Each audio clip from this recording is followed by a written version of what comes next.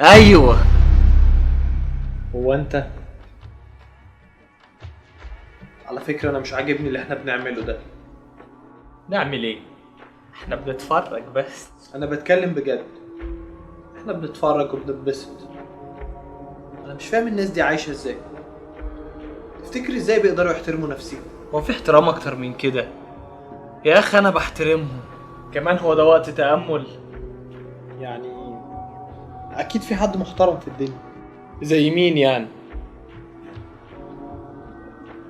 القادة مثلا. القادة والسياسيين والجو ده؟ طب خد عندك.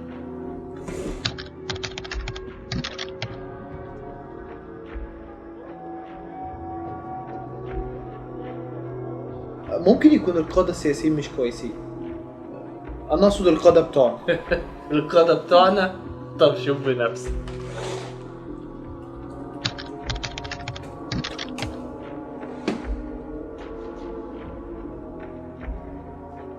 طب ايه رأيك في الدكتور فهمي جرة؟ مفتري، والكشف عنده قد مرتب ابوك. بابا. عصبي وبيخنقنا. طب حرامي. ايه رأيك في ده بالذات انت عارفه. طب بص، احنا ممكن نفكر في انسى. يعني انت محدش عاجبك خالص؟ طب ما تسيرش على جوجل واكتب واحد مفهوش خطية. بص طلع مين؟ مفيش حد من غير خطية إلا واحد بس. المسيح قال عن نفسه: من منكم يبكتني على خطية؟